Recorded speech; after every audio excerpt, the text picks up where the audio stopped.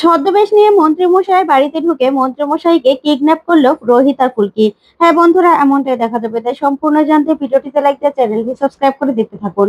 গল্পের শুরুতেই দেখা যাবে ফুলকি সেই হুমকির লেটারটা হাতে নিয়ে বলে, এখনই আমি সুনন্দা দিকে একটা ছবি তুলে পাঠাবো আর বলবো সাংবাদিকদের দেখাতে। এই বলে ছবি তুলতে গেলে হঠাৎ করে সেই কাগজটাতে আগুন লেগে যায়। তখনই সবাই চিৎকার করে ওঠে আর ফুলকির হাত থেকে ফেলে দেয় আর বলে, ফুলকি। তখনই রোহিত সেখানে আসে, সে বলে, ফুলকি কি হয়েছে? তারপর ফুলকি বলে, স্যার দেখুন না, এটাতে তো আগুন লেগে গেল। কিছু একটা মনে হচ্ছে লাগানো ছিল, জানেন তো স্যার। তখনই ফুলকি নিজের হাতে গন্ধ শুকতে থাকে, কিন্তু কোনো গন্ধই পায় না। তখন ফুলকি বলে, স্যার কোনো গন্ধই তো নেই, আমি তো বুঝতে পারছি না এসব কি হচ্ছে। তখন রোহিত ইন্টারনেট সার্চ দিয়ে বলে, এটার মধ্যে কিছু একটা লাগানো ছিল, যার কারণে আগুন লেগে গেছে। প্রমাণটা ওরা লোপাট করে দিল। তখনই বড়রানী বলে, কি হচ্ছে ফুলকি বলতো? এসব তো আমার আর ভালো লাগছে না, আমার তো এখন ভয় করছে। তখন রোহিত বলে, এবার ইন্দ্রকে ধরতে হবে। আদিত্য, ইন্দ্র কোথায়? তখন আদিত্য বলে, ওকে তো বেরিয়ে যেতে দেখেছিলাম, গার্ডদের জিজ্ঞাসা করছি। তারপরে দেখা যাবে ফুলকি সুনন্দা ম্যাডামকে ফোন করে সবকিছু বলে দেয়। এদিকে আদিত্য ইন্দ্রকে ধরে নিয়ে আসে। তখন ইন্দ্র বলে, কি হলো বলতো? তুই আমাকে এভাবে ধরে আনলি কেন দাদা? আমি আমার পার্টির লোকজনদের সঙ্গে মিটিং করছিলাম। তখন ফুলকি এসে বলে, কিসের মিটিং? ফুলকি দাসকে কি করে কি করে এই নির্বাচন থেকে সরানো যায় সেটার মিটিং? তখনই ইন্দ্র বলে, মানে কি বলতে চাও তুমি? তখন ফুলকি বলে, তোমরা এরকম নোংরা একটা খেলা খেলবে আমি কিছুতে বুঝতে পারিনি। বাবা কোথায়? বাবা কোথায় ইন্দ্রদা? তখনই বড় রানী এসে ইন্দ্রকে বলে, ইন্দ্র, তোর জ্যাঠামশাই অসুস্থ, তুই তো জানিস। এত বছর পরে তোর জ্যাঠামশাইকে আমরা ফিরে পেয়েছি। বলে দে না বাবা, বলে দে যে তোর জ্যাঠামশাই কোথায় আছে। এই নির্বাচন বা কোনো রাজনীতি নিয়ে আমার কোনো মাথা ব্যথা নেই, আমি এসব কিছু জানতে চাই না। কিন্তু তোর জ্যাঠামশাই আছে কোথায় আছে বল না। তখন ইন্দ্র বলে, আমি আমি কি করে জানবো জ্যাঠামশাই কোথায় আছে? আমি জানি না। তখনই ফুলকি বলে, তোমরা জানো না তাই তো? তখনই রোহিত বলে, তুমি জানো না তাহলে কে জানে? বলো, বলো বড় রাজা বাবু কোথায় আছে। এরকম একটা খেলা খেলতে লজ্জা করলো না? ফুলকিকে সরানোর জন্য কিনা বড় রাজা বাবুকে কিডন্যাপ করতে হলো। আবার আবার হুমকি দিয়ে যাতে মনোনয়নপত্র কিছুতে জমা না দেয় সেটার আবার একটা চিরকুটে দেওয়া হয়েছে। তখন ইন্দ্র বলে, কোথায় এটা কোথায়? তখন রোহিত বলে, সেটা তো তোমরাই ব্যবস্থা করে দিয়েছো যাতে সেই প্রমাণটা না থাকে। তখন ফুলকি বলে, আমি সুনন্দা দিকে খবর দিয়ে দিয়েছি, সাংবাদিক নিয়ে এখনই হাজির হবে। তোমাদের শাসক দলের এবার আমি ব্যবস্থা করছি। তোমরা বড্ড বার বেড়েছো। তখন ইন্দ্র বলে, আমাদের দলের কেউ এর সঙ্গে জড়িত নয়। শুধু শুধু আমাদের দলের বদনাম করার চেষ্টা করবে না ফুলকি দাস, একদম তাতে ভালো হবে না, বুঝতে পেরেছো? আমার এখন কাজ রয়েছে। এই বলে ইন্দ্র চলে যেতে লাগলেই তখনই সেখানে সুনন্দা সমাজপতি চলে আসে কতগুলো মিডিয়ার লোকজন নিয়ে। তারপরে ইন্দ্রকে চেপে ধরে আর বলে, ফুলকির বাবা কোথায়? বাবা কোথায়? তখন ইন্দ্র বলে, আমি কি করে বলবো? তখন সুনন্দা বলে, তোমরা জানো না তাই তো, কিন্তু ফুলকিকে দল থেকে সরানোর জন্য উঠে বেড়ে লেগেছ। সেদিন মন্ত্রীমশাইকে ফুলকি দাস চেপে ধরেছিল, সেটা তো সবাই দেখেছে। আর তার জন্যই কিনা ফুলকি বাবাকে কিডন্যাপ করা হলো। আবার ফুলকিকে মনোনয়ন পত্র জমা দিতে দেবে না। তখন ইন্দ্র বলে, দেখুন, একদম আমাদের শাসক দলের নামে বানিয়ে বানিয়ে কথা বলবেন না। শাসক দল কোনোদিনও কারোর সঙ্গে এরকম কোনো কিছু করেনি। আমাদের দলের এর সঙ্গে কোনো সম্পর্ক নেই। তখনই সুনন্দা সমাজপতির সামনে ফুলকি দাস এসে সাংবাদিকদের বলে, আমি আমি ফুলকি দাস বলে দিচ্ছি সবার সামনে, আমি আমার বাবাকেও খুঁজে বের করব আর আমি মনোনয়ন পত্র জমা দেব।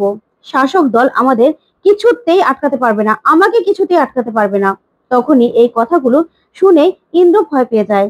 ওইদিকে দেখা যাবে রুদ্র আর দুর্জয় মিলে নিউজটা দেখতে থাকে।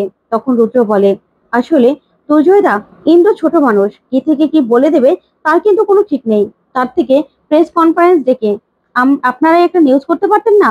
তখন দুর্জয় বলে, না, একদম না, এটা করা আকবারই একদম উচিত হবে না। কারণ ফুলকির বাবাকে যে আমরা কিডন্যাপ করেছি সেটা কিন্তু তাহলে প্রমাণ হয়ে যাবে। এখানে তো আমাদের দলের নামে যতই বলুক না কেন, আমরা আকবারিয়ে কিছুই করব না। আমি যদি এখন কোনো নিউজ করতে যাই সেটা নিয়ে সুনন্দা সমাজপতি একদম চেপে ধরবে, সেটা কিছুতে করা যাবে না। তখন রুদ্র বলে, হ্যাঁ, আপনারা অনেক আগের পলিটিশিয়ান, আপনারা আমার থেকে রাজনীতিটা ভালো জানেন, তাই বলছি। কিন্তু ফুলকি দাসকে তো আপনারা চেনেন না, তার জন্যই বললাম এই মেয়ে যা ডেঞ্জারাস। এই যে বললো ওর বাবাকেও খুঁজে বের করবে, আবার মনোনয়ন পত্র জমা দেবে, কি করবে কে জানে। তখন তুজয় বলে, কেন? তুমি তো বললে বড় রাজা বাবুকে এমন জায়গায় লুকিয়ে রেখেছো যে জায়গা থেকে কিছুতেই কেউ খুঁজে পাবে না। তখন রুদ্র বলে, হ্যাঁ, তা তো পাবেই না। তারপরেও ফুলকি দাসকে না কোনো বিশ্বাস নেই। ও যে কোথা থেকে কি করবে কে জানে। যাই আমি যাই, কোনো খবর নিতে পারলে আপনাকে ফোনে জানাবো। ঠিক আছে? এই বলে সেখান থেকে রুদ্র চলে যায়। এদিকে দেখা যাবে ফুলকি, অংশু, সাগরদা আর সম্পূর্ণাকে নিয়ে বাড়িতে আসে।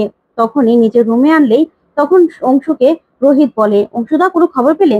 তখন অংশু বলে, না রোহিত, যে গাড়ি করে বড় রাজাবাবুকে নিয়ে যাওয়া হয়েছিল সেই গাড়িটা একটা জায়গায় পাওয়া গেছে, কিন্তু তার আশেপাশে সব জায়গায় আমি ইনভেস্টিগেশন করিয়েছি, কিন্তু কোথাও বড় রাজাবাবু নেই।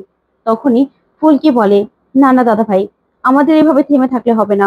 এবার এবার আমাদেরকেই কিছু একটা করতে হবে। ইট মারলে তো পাটকেল ওদের খেতেই হবে। এবার আমার মাথায় একটা প্ল্যান এসেছে।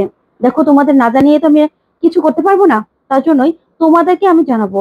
আর আমার মাথায় যে প্ল্যানটা এসেছে সেটা আমি করব। তখনই স্বাগত ম্যাডাম বলে, কি করতে চাও ফুলকি? কি করবে বলো? তখন ফুলকি বলে, অপহরণ করব। তখন অংশু বলে, কি বলছো তুমি ফুলকি? অপহরণ করবে মানে? এটা কি করে সম্ভব? আমি তোমাকে কথা দিচ্ছি, আমি বড় রাজাবাবুকে খুঁজে বের করব। তখন ফুলকি বলে, শুধু শুধু দাদা ভাই, তুমি না কথা দিও না, তুমি সেটা পারবে না, তুমি নিজেও জানো। তখন অংশু বলে, কি বলছো তুমি ফুলকি? কাকে অপহরণ করবে তাহলে? তখন ফুলকি বলে, মন্ত্রী মশাইকে। মন্ত্রী মশাইকে কিডন্যাপ করলেই তারপরে ওদেরকে চাপ দিয়ে আমার বাবাকে আমরা খুঁজে বের করতে পারবো। না হলে কিছুতেই বের করতে পারবো না, কারণ মনোনয়ন পত্র জমা দেওয়ার আর বেশি সময়ও নেই। এখন কিন্তু এই রাজমহলের এই উপনির্বাচন নিয়ে সবার সবার চোখ উঠে আছে। তাই আমি কিছুতেই কিছুতেই হার মানবো না। তখনই এই কথাতেই রোহিত বলে, ফুলকি তুমি কি বলছো? তখন ফুলকি বলে, হ্যাঁ, ওই মন্ত্রীমশাইকে কিডন্যাপ করতে হবে। তখনই অংশ বলে, কিন্তু ওই মন্ত্রীমশাইয়ের কিছুই তো আমরা জানি না। তখন রোহিত বলে, মন্ত্রীমশাই তো কলকাতায় থাকেন, তার কোনো কিছুই আমরা জানি না, তাহলে কি করে কি হবে? তখন স্বাগতা ম্যাডাম বলে, ফুলকি, তোমাকে আমি এই ব্যাপারে একটু সাহায্য করতে পারি, কিন্তু আনঅফিসিয়াল ভাবে। কারণ মন্ত্রীমশাইয়ের আমি একসময় সিকিউরিটি ছিলাম, সিকিউরিটি কাজ করতাম, তাই তার সবকিছু আমি জানি। তারপরে একটা বোর্ডে মন্ত্রীমশাই কখন কি করে সবগুলো রুটিন একবারে লিখে দেয় স্বাগতা ম্যাডাম। তারপর স্বাগতা ম্যাডাম বলে, কিন্তু ফুলকি, তোমাকেই এই যে ফ্রি টাইম, এই ফ্রি টাইমের মধ্যে কিছু একটা করতে হবে। তবে তুমি যদি কোনো বিপদে পড়ো তখন কিন্তু আমাদের কোনো সাহায্য পাবে না, কারণ এই ব্যাপারে আমরা কোনো সাহায্য করতে পারবো না। তখন ফুলকি বলে, ওনাদের বাড়ি থেকে কে আছে? তখন স্বাগতা ম্যাডাম বলে, মন্ত্রীমশাই আর ওনার মা। ওনার মা কিন্তু খুব ভালো মানুষ, ধার্মিক লোক, নাম কীর্তন শুনতে খুব পছন্দ করে। তখনই ফুলকি দেখা যাবে প্ল্যান করে নেয়। তারপরে ফুলকিরা সবাই মিলে কীর্তনের দলের মতো করে সেজে নেয়, ছদ্মবেশ নিয়ে যেখানে অখিলেশের মা নাম কীর্তন শুনতে যায় সেখানে পৌঁছে যায়। তারপরে ধানু বলে, ফুলকি তুমি বরং গান ধরো। তখনই ফুলকি গান ধরলেই ফুলকির গান শুনে অখিলেশের মা মুগ্ধ হয়ে যায়। তারপর অখিলেশের মা বলে, তোমার কি ভারী মিষ্টি গলা মা, তোমার গান আমার খুব ভালো লেগেছে, তুমি আমাদের বাড়িতে আসবে নাম কীর্তন করতে? তখন ফুলকি বলে, আপনাদের বাড়ি? তখনই অখিলেশের মা বলে, আমি মন্ত্রী মশাইয়ের মা, আমাদের বাড়ি সবাই চিনে, গেলে দেখিয়ে দেবে। কবে যাবে? তখন ফুলকি বলে, কালকেই, কারণ তার পরের দিনের মধ্যে ফিরে যেতে হবে তো, তার জন্যই। তখনই অখিলেশের মা বলে, ঠিক আছে। তারপর চলে গেলে রোহিত বলে, ফুলকি, এত কম সময়ের মধ্যে কি করে কি করব? সিকিউরিটিকে একবার জানতে পারলে ভালো হতো। তখনই ফুলকি বলে, স্যার আমাদের হাতে অত সময় নেই, আমরা বরং এখনই চলুন, অখিলেশের বাড়ির সামনে চলে যাই, কে কখন আসছে যাচ্ছে আমরা সেটা নজর রাখতে পারবো। তারপরে দেখা যাবে ফুলকি রোহিত সহ সবাই মিলে সেখানে চলে যায় আর ভোম্বল আর রানুকেও ডেকে নেয়। তারপরে দেখা যাবে সেখানে গিয়ে সবটা জেনে তার পরের দিন সে নাম কীর্তন করতে গিয়ে অখিলেশকে সেখান থেকে কিডন্যাপ করে নেয় ফুলকি আর রোহিত। তো বন্ধুরা, ফুলকি আর রোহিত মিলে কি পারবে অখিলেশকে কিডন্যাপ করে নিজের বাবাকে ছাড়িয়ে নিতে? তোমাদের কি মনে হয়? অবশ্যই কমেন্ট করে জানাতে ভুলবে না। আর পরবর্তী আপডেট পেতে অবশ্যই চ্যানেলটি সাবস্ক্রাইব করবে। ধন্যবাদ।